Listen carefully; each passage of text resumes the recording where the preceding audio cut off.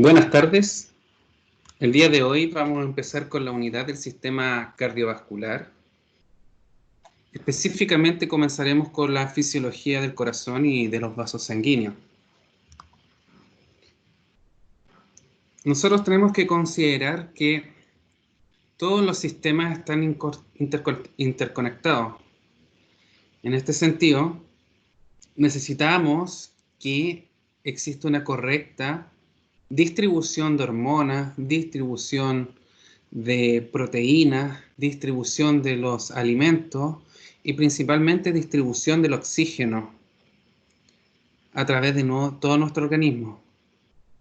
Cuando vimos la unidad de sangre, nosotros tomamos en consideración que la sangre ejercía muchos de sus efectos, pero la sangre siempre está en constante circulación, debido a la capacidad que tienen los vasos sanguíneos y el corazón de bombearla.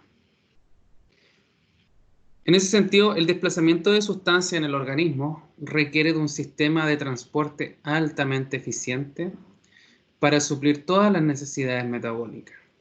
Entonces, nuestro sistema circulatorio va a transportar, distribuir todas las sustancias que son esenciales para que funcione nuestro organismo y va a eliminar todos los que son los desechos metabólicos. Por ejemplo, el dióxido de carbono que proviene de los tejidos periféricos. Los componentes de este sistema circulatorio son el corazón, ustedes pueden verlo acá, es una bomba, los tubos que están interconectados, es decir, los vasos sanguíneos, y el tejido conectivo o el fluido de transporte que es la sangre.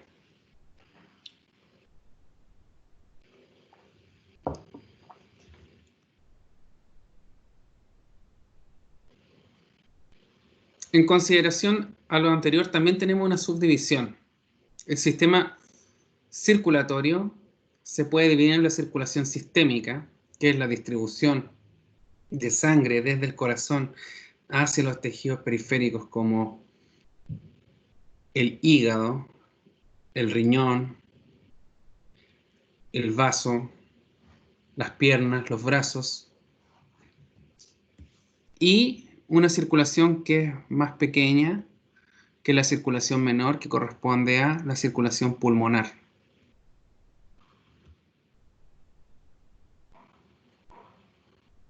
Y esta circulación pulmonar va a incluir a la sangre bombeada desde el ventrículo derecho hacia los pulmones, es decir, acá donde va a ocurrir el intercambio gaseoso, se va a intercambiar CO2 por oxígeno, y posteriormente va a ser bombeado hacia la circulación izquierda. Y posteriormente, obviamente, esta sangre rica en oxígeno se va a distribuir por todo nuestro organismo, excepto los pulmones, y luego va a regresar a nuestra aurícula derecha. En ambos circuitos, los vasos sanguíneos que conducen sangre desde el corazón son las arterias. Las arterias son vasos que son reservorios de presión. Mantienen una diferencial de presión que nos permite el flujo de sangre. Voy a ocupar una pantalla en blanco y vamos a decir que la sangre siempre tiene que obedecer a un flujo. Ese flujo se da por la diferencial de presión. Esto quiere decir que la sangre va a ir de donde hay mayor presión hacia donde hay presiones más pequeñas. ¿Ya? Por lo tanto, a la salida del corazón, es decir, en el ventrículo izquierdo, es donde va a haber la mayor presión que es la ejercida por el corazón y va a fluir hacia, por así decirlo, esta arteria. Esta arteria tiene una presión que es gigante y esa diferencial de presión que se da entre esta aurícula y esta arteria es la que permite el diferencial de presión. Y esa diferencial de presión es la que permite el flujo. Siempre la sangre va desde donde hay mayor presión hacia donde hay menor presión. Entonces, para que eso ocurra, las arterias tienen que tener unas características. Y esas características son bien especiales, tienen que ser elásticas, tienen que tener músculos, etc. ¿Ya? Entonces, volviendo acá, obviamente, los vasos sanguíneos que conducen la sangre desde el corazón se llaman arterias y los vasos sanguíneos que llevan sangre al corazón se llaman venas. Y en este caso, las venas van a tener mucha más cantidad de sangre, por lo que se denominan vasos de capacitancia, reservorios de presión, reservorios de volumen, ¿cierto? O vasos de capacitancia. Entonces, la circulación general, nosotros vamos a ver que la sangre va a ingresar a la aurícula derecha, proveniente de la vena cava, es decir, desde la circulación sistémica, va a pasar a nuestro ventrículo derecho y va a ser eyectada a la circulación pulmonar. Entonces, este esquema que nosotros tenemos acá nos dice que las arterias sistémicas, arteriolas, capilares, vénulas y vénulas, venas y vénulas, van a traer de vuelta toda la sangre rica en CO2 de la circulación sistémica y lo van a llevar al principio, que es la vena cava superior e inferior, la aurícula derecha, la válvula aurícula ventricular, el ventrículo derecho, la válvula pulmonar, el pulmón propiamente tal, donde se intercambia ese CO2 por oxígeno, y de ahí vamos al aurícula izquierda, válvula auriculoventricular izquierda, ventrículo izquierdo, la válvula aórtica, la aorta y la circulación sistémica. Básicamente eso es lo que ocurre. La sangre va a regresar al corazón desde las venas pulmonares y de ahí va a pasar al ventrículo izquierdo y vamos a comenzar la circulación sistémica. Entonces, debido a lo anterior, que hablábamos de que existe un diferencial de presión, el flujo de sangre siempre va a ser unidireccional. Y eso se debe a las válvulas. Fíjense bien, voy a devolverme una, que el órgano, y dependiendo del órgano, va a haber un volumen de sangre diferente. Donde el cerebro va a recibir un 13%, el corazón un 4% del volumen, el músculo esquelético un 20%, la piel un 9%, los riñones un 20%, los órganos abdominales un 24% y otros tejidos van a recibir un 10% de ese flujo de sangre.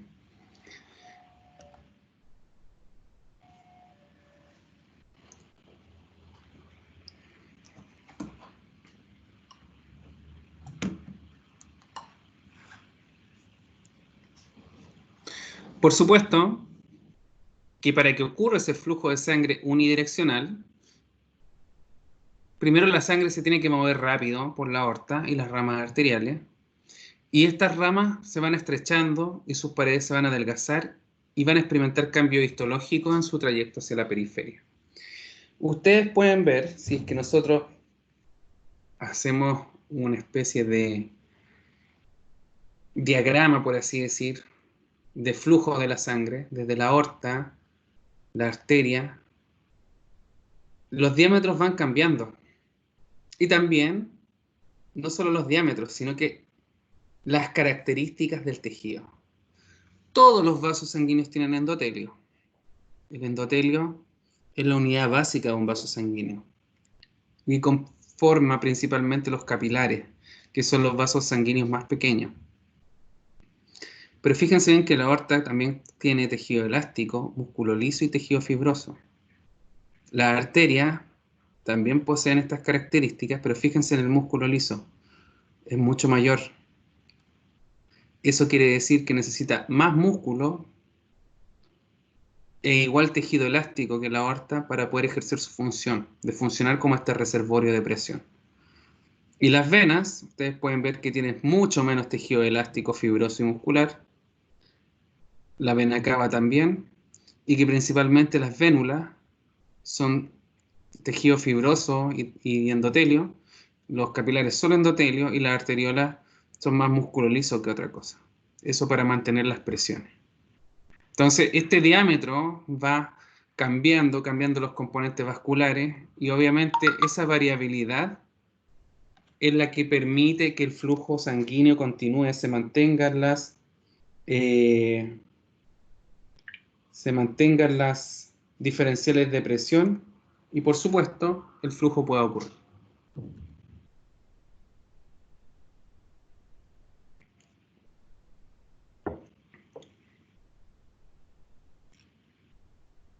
Fíjense que el diámetro dijimos que iba variando y en función de ese diámetro y de la composición de cada uno de estos tejidos también va cambiando la función del vaso sanguíneo.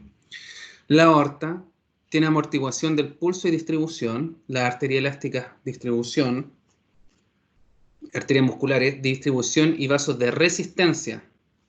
Son las resistencias periféricas que permiten que se mantenga la presión. Las arteriolas son resistencia, regulan el flujo, regulan la presión. Los capilares permiten el intercambio de gases, nutrientes y desechos. Las vénulas, intercambio, recogida y capacitancia. Venas, capacitancia, que una vez más es el volumen sanguíneo, la capacidad de contener volumen. Y la vena cava es de recogida para llevar al corazón derecho.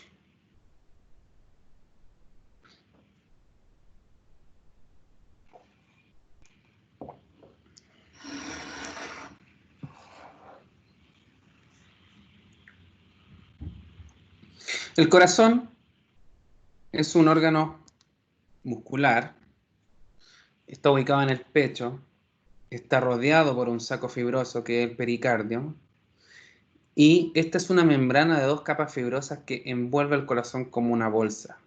Esa membrana permite proteger al corazón, amortiguar, entre otras funciones.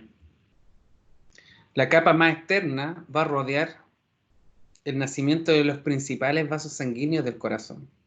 Está unida a la espina dorsal, al diafragma y otras partes del cuerpo por medio de ligamentos. Ustedes saben que este corazón se encuentra en el mediastino, que es una sección anatómica. Es una sección anatómica, no funcional. Un punto de referencia y de ubicación. Y que la capa interna de este pericardio, por otro lado, está unido al músculo cardíaco.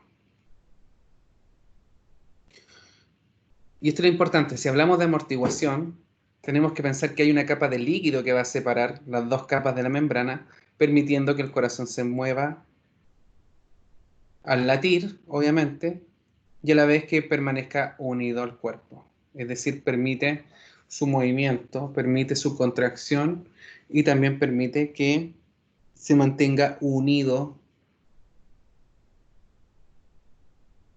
a las divisiones que tiene el mediastino. Es decir, a la espina dorsal y el diafragma.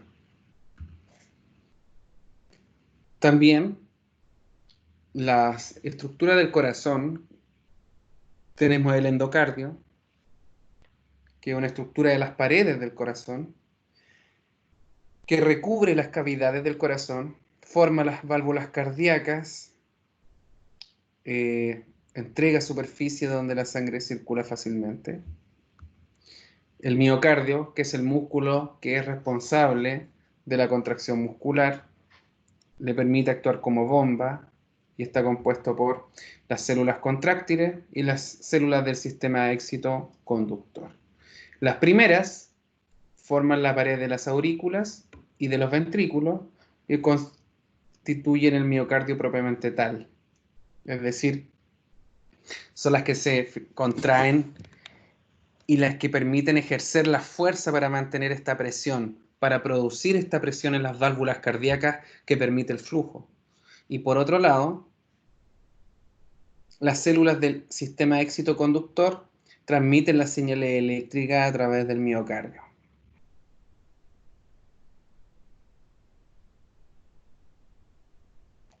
Y esas señales eléctricas que se transmiten a través del miocardio son las que generan el marcapaso, que generan la señal para que comience la contracción, y esa contracción permita que 4 cavidades del corazón permitan el flujo de sangre.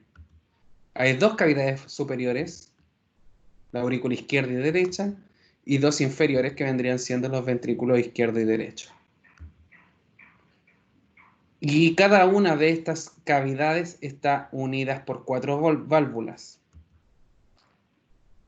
La válvula semilunar, aórtica y pulmonar, y la válvula bicúspide o mitral y la tricúspide que se encuentra en este sector.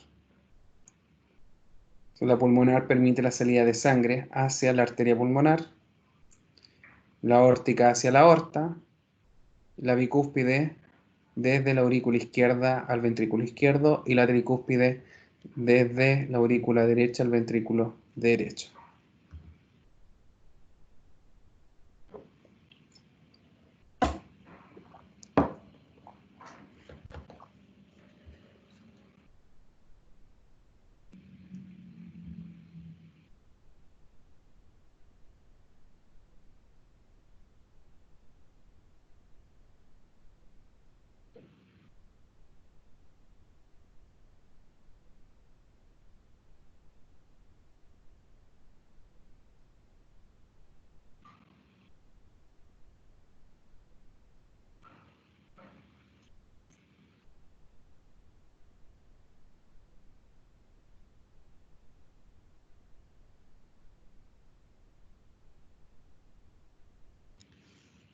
Como ustedes saben, cuando vimos la unidad del sistema nervioso autónomo, habíamos dicho que la actividad simpática y parasimpático tenían influencia en la funcionalidad de muchos órganos, incluidos el corazón. Sabemos que cuando hay una acción de lucha o corre, se enciende nuestro sistema nervioso simpático.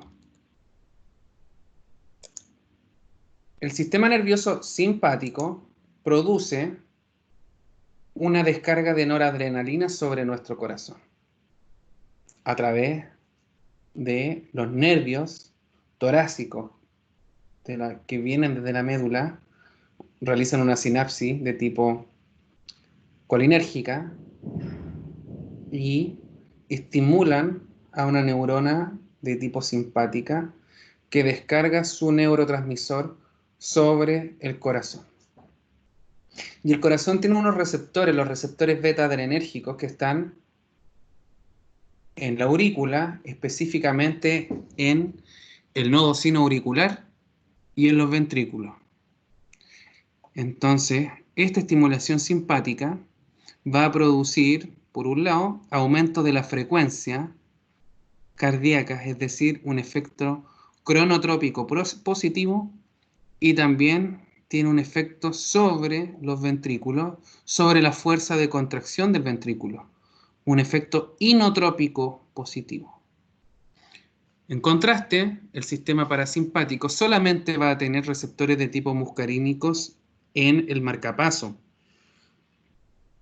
Por lo tanto, la estimulación parasimpática solo va a producir un efecto cronotrópico negativo, sin producir un efecto en la fuerza de contracción del ventrículo.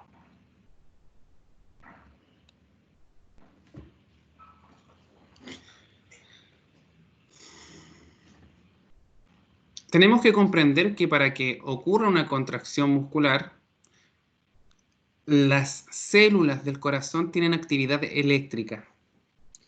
Las células cardíacas son excitables eléctricamente y la contracción de las células cardíacas es gatillada por potenciales de acción, tal igual ocurría con las neuronas. Entonces, la contracción de las células cardíacas es gatillada por potenciales de acción, y estos se van a originar en algún punto específico del miocardio. ¿Y cómo se van a originar? Va a depender de un sistema que se llama el sistema éxito-conductor cardíaco. Y está formado por este sistema marcapaso. donde se origina la señal para que el corazón comience a latir. Está formado por el nodo sinoauricular, los fascículos auriculares intermodales, el nodo aurículo-ventricular, el haz de His y la red de Purkinje. ¿Qué es lo que quiere decir esto? Quiere decir que en un punto va a estar el marcapaso, se va a originar una señal que va a ser transmitida a distintos lugares del corazón y desde ahí se va a propagar hacia los ventrículos, produciendo que se produzca la señal de contracción. ¿Cuáles son las características de este sistema excitoconductor? Lo dijimos cuando estábamos describiendo el sistema muscular del corazón. Esta es la parte de células especializadas que no se contraen ni van a generar fuerza, pero van a conducir de manera muy rápida los potenciales de acción y van a generar potenciales de acción espontáneos. Esto quiere decir que van a tener una ritmicidad y que van a generar un potencial de acción cada cierto tiempo, dando origen al latido cardíaco.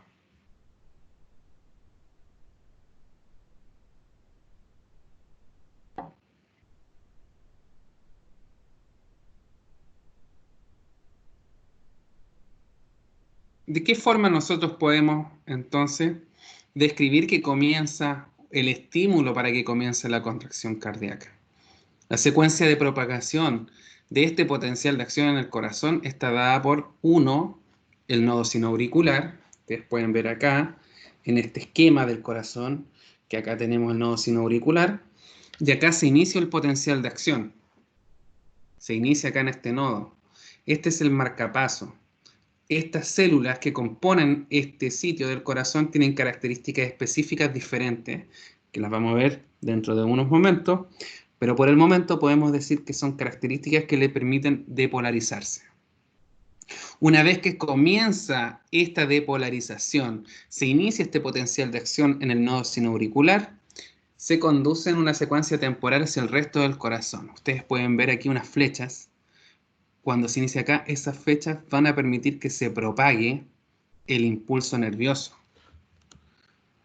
Entonces, posteriormente, ese impulso va a ser propagado hacia los fascículos auriculares internodales. ¿Por qué se llaman internodales? Porque van entre el nodo sinoauricular y el nodo aurículo-ventricular. Es decir, son todos estos nodos, todos estos fascículos que permiten que esta actividad eléctrica se propague hacia la aurícula derecha, izquierda, etcétera. Entonces los potenciales de acción se propagan desde el nodo sinoauricular hacia las aurículas derecha e izquierda, vía estos fascículos, y simultáneamente el potencial de acción viaja al nodo auriculoventricular. Es decir, estamos transmitiendo y generando la señal para que ocurra la contracción en las aurículas y posteriormente en este punto de relevo se pueda propagar posteriormente hacia los ventrículos.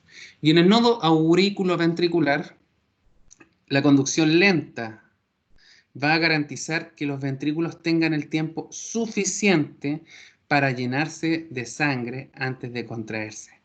Y es lógico, acá tiene que ocurrir que las aurículas se tienen que llenar de sangre, se genera el impulso, se contraen las aurículas, se van llenando los ventrículos y no va a haber contracción gracias a este retraso de 0,1 segundo hasta que los ventrículos estén prácticamente llenos y se cierren estas válvulas. Entonces, el nodo aurículo-ventricular consiste en un haz estrecho de fibras que va a permitir que este impulso se propague. Y se propaga hacia los ventrículos a través del haz de His, el sistema de Purkinje. Entonces, este nodo aurículo-ventricular, desde él, el potencial de acción va a penetrar el sistema de conducción de los ventrículos. El potencial de acción viaja primero hacia las de His, esas estructuras que están acá, y posteriormente hacia las fibras de Purkinje. Y ahí va a producir su efecto, que va a hacer aumentar la fuerza de contracción del ventrículo.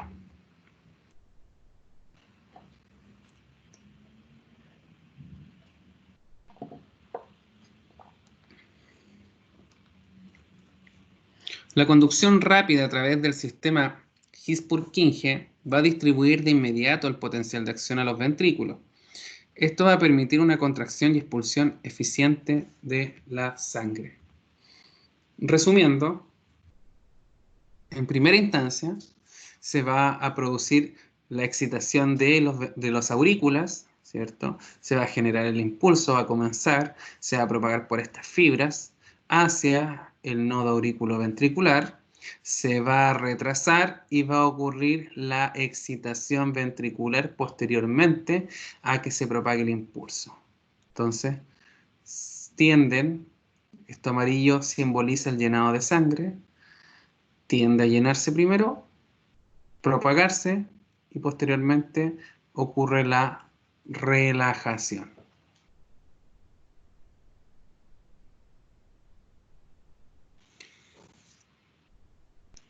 Por supuesto, para que ocurra esta propagación del impulso nervioso, las características de los potenciales de acción cardíacos tienen que ser distintas. Primero, tenemos que considerar que son diferentes a otras células excitables, neuronas del músculo liso y esquelético, y la duración del potencial de acción es mucho mayor en las células cardíacas. Además, son diferentes entre distintas células cardíacas dependiendo de su función y localización. Entonces, vamos a tener dos tipos de potenciales de acción en las células cardíacas. Las de respuesta rápida, que ustedes pueden tomar en consideración que ustedes pueden ver, tienen una respuesta de depolarización rápida, una fase 0, 1, 2, 3 y 4. Esto lo vamos a ver a medida que avance la clase en detalle. Y las otras son de una respuesta más lenta. Unas van a ser de generación del impulso y las otras van a ser de propagación del impulso. Entonces, la respuesta rápida, vamos a tener las aurículas, los ventrículos, las fibras de Purkinje. Ustedes pueden ver acá que todas tienen el mismo perfil, son fibras muy rápidas. Y las de respuesta lenta van a ser las de los nodos sinoauricular y auriculoventricular. ¿A qué se debe esta diferencia entre las respuestas? Y es que este impulso lento es el que va a ir generando. Y el otro, que es la respuesta rápida, es el que transmite el impulso. La generación tiene que ser mucho más lenta y la conducción tiene que ser extremadamente rápida a través de todas las fibras del corazón que componen este sistema excitoconductor. Entonces nosotros acá tenemos generaciones, ¿cierto? Miren, fíjense bien acá, en el nodo sinoauricular, respuesta lenta, se propaga rápido a través de el músculo de la aurícula. Nodo auriculoventricular, de nuevo tenemos una respuesta generación lenta, fibras de Purkinje y músculo ventricular, respuesta súper rápida.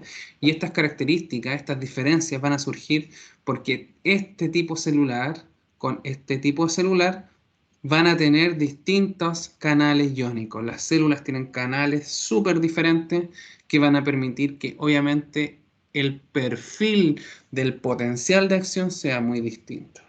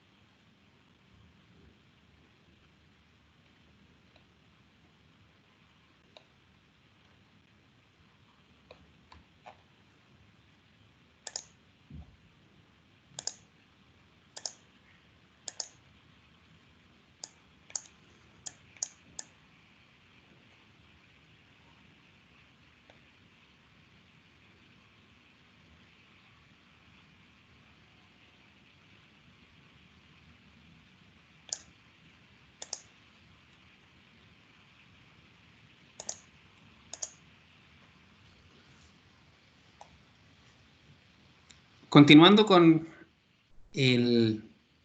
las características de este impulso nervioso generado en el sistema excitoconductor, tenemos que las fibras de respuesta rápida tienen un perfil totalmente distinto a la de la respuesta lenta. Y para que eso ocurra, los canales iónicos son distintos. Las bases iónicas para los potenciales de acción, como muy bien es señalado acá, en los ventrículos, aurículas y sistemas de Purkinje son idénticos. Primero, en esta fase, tenemos un periodo refractario de 150 a 300 milisegundos, comparado con otras células excitables, lo cual tiene la siguiente importancia. Tenemos que recordar que este periodo refractario es el tiempo que transcurre durante y después del potencial de acción en una membrana excitable, que no puede ser reexcitado. Y ahí teníamos un periodo refractario relativo y un periodo refractario absoluto. Así tenemos estos periodos refractarios.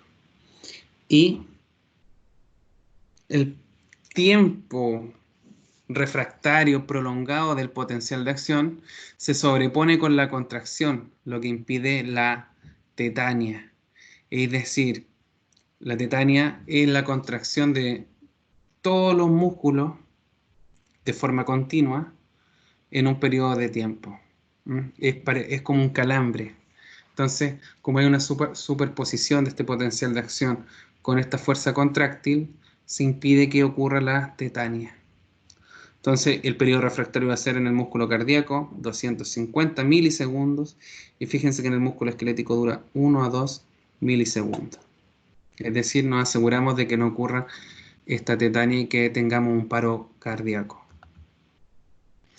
El potencial estable de membrana en reposo es cercano a los menos 90 milivolts, depende de la permeabilidad al potasio, tal cual como ocurren las neuronas. En la meseta, que es esta de acá, corresponde a un periodo de depolarización prolongada del potencial de acción y en consecuencia un periodo refractario prolongado. Y la fase 0, que es el subumbral, el potencial de acción comienza con una depolarización rápida producida por apertura de canales de sodio dependientes de voltaje. Fase 1, ustedes pueden ver que esta muesca acá, es breve periodo de repolarización que sigue inmediato a la depolarización inicial, es decir, ocurre la fase 0 y hay una fase 1 que está bajada. Y eso se debe a que primero se están inactivando canales de sodio y segundo, hay apertura de canales de potasio salida. Fase 2, la meseta, hay un periodo prolongado del potencial estable. Este periodo se debe a la apertura de canales de calcio tipo L, que son activados por voltaje y que permiten la entrada de calcio en equilibrio con la salida de potasio. La fase 3, repolarización, inicio gradual desde el término de la fase 2, es decir, después de que ocurra esta meseta, y es el resultado combinado de la disminución de la entrada de calcio y un aumento en la corriente de salida de potasio. Finalmente, en la fase 4, el potencial de membrana está en reposo. Entonces, vamos a colocarlo de la siguiente forma.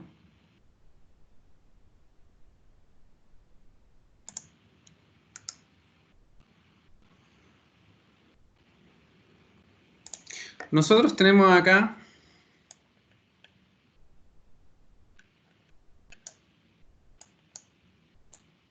¿cierto? Un gráfico, y acá van a estar los menos 90, esto van a ser acá milivolts, y esta va a ser una célula cardíaca.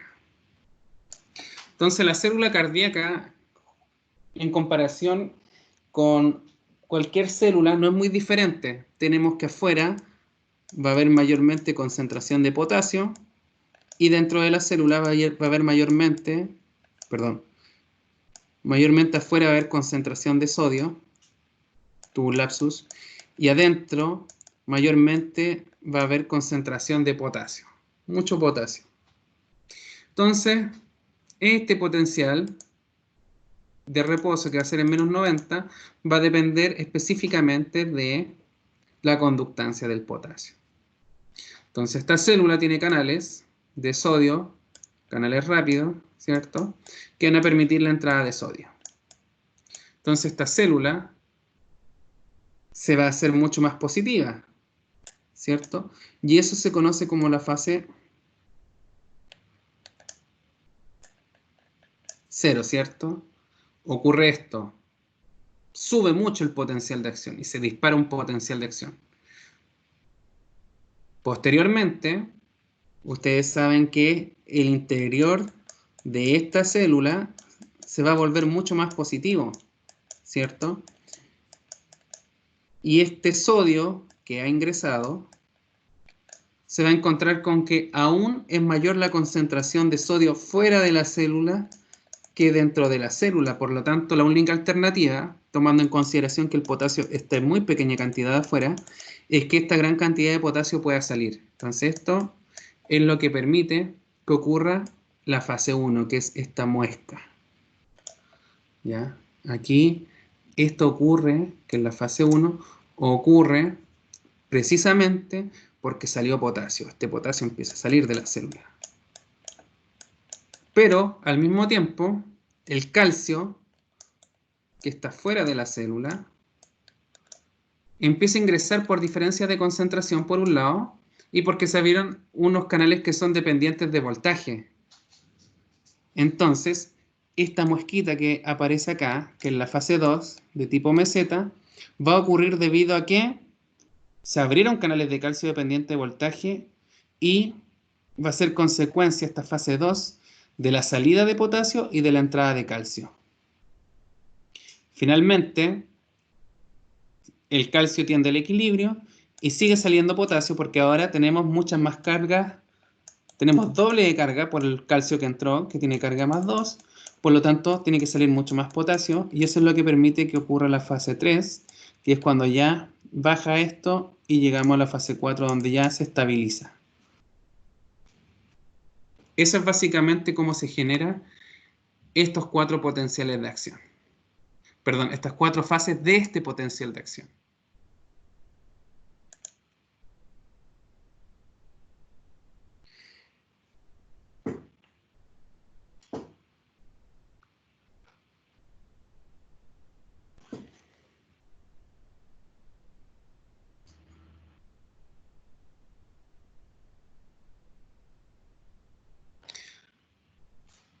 Vamos a la respuesta lenta, la autorreitmicidad del sistema excitoconductor, dado por el sistema nervioso autónomo principalmente. El corazón sabemos que genera su propio potencial de acción, genera su propio pulso, su latido, es decir, es autorrítmico. Puede estimularse por él mismo para lograr contracciones en intervalos muy regulares. Estos potenciales de acción son generados debido a potenciales locales que son de tipo espontáneos y son llamados prepotenciales, donde el nodo sinauricular es el marcapaso normal del corazón y las bases iónicas de su potencial de acción son muy particulares. Es decir, las características de este impulso nervioso es totalmente distinto a las que son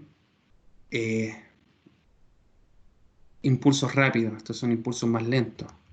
Entonces tenemos un potencial de membrana en reposo bien inestable. Ustedes pueden ver esta fase 0, una 2, una 3 y una 4. No hay una meseta sostenida. Ustedes pueden ver que esto no se mantiene, baja inmediatamente. Y que por supuesto vamos a tener etapas, siendo la fase 4 de polarización espontánea. Y al igual que en el ejemplo anterior, esta fase espontánea prolongada va a depender de apertura de canales inespecíficos de sodio y potasio. Todo esto depende de sodio y potasio, donde el sodio ingresa a la célula y permite que esto varíe el potencial de membrana, haciéndose más positivo. Y que obviamente es un proceso que se inicia por la repolarización del potencial de acción precedente, que es cuando la bomba sodio-potasio se activa y saca el sodio que entró a la célula e ingresa nuevamente ese potasio que salió de la célula. En la fase 0, que es la que ustedes tienen aquí, es cuando se alcanza la depolarización subumbral. Y fíjense que acá no depende de los canales de sodio, depende de los canales de calcio de tipo T y tipo L. Es decir, sodio, potasio, sodio, potasio, sodio, potasio, boom, apertura de canales de calcio dependiente de voltaje. Posteriormente, esta meseta es bien cortita y se vuelve a depolarizar, y la repolarización es por la salida de potasio, obviamente. Entonces, obviamente, ¿cuáles serían las diferencias entre dos tipos de potenciales de acción? Primero, la respuesta rápida. Su depolarización depende de los canales de sodio y la respuesta lenta va a depender de los canales de calcio.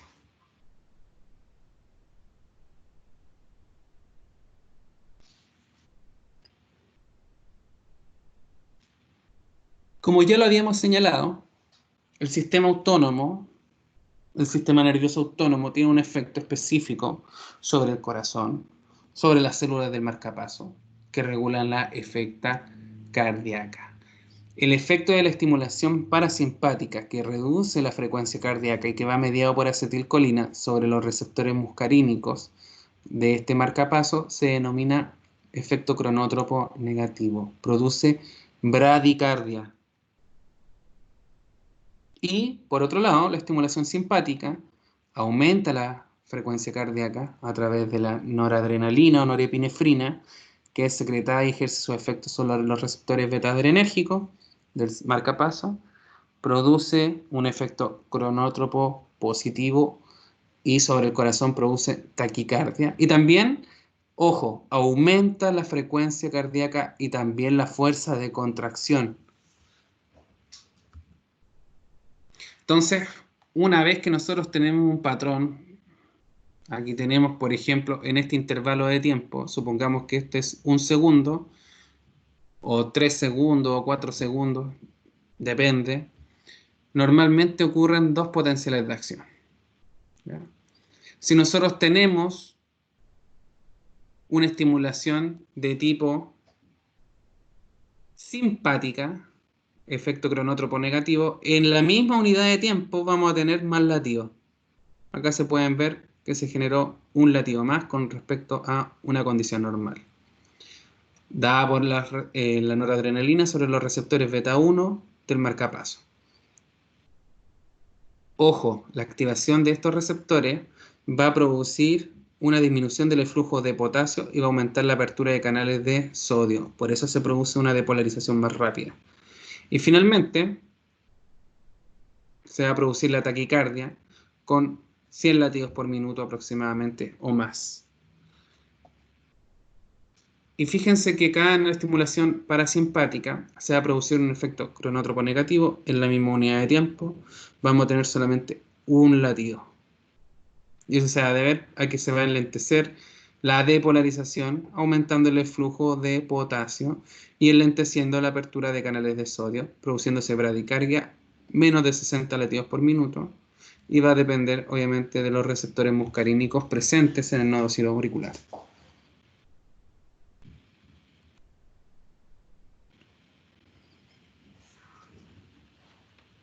Vamos a hacer una pausa.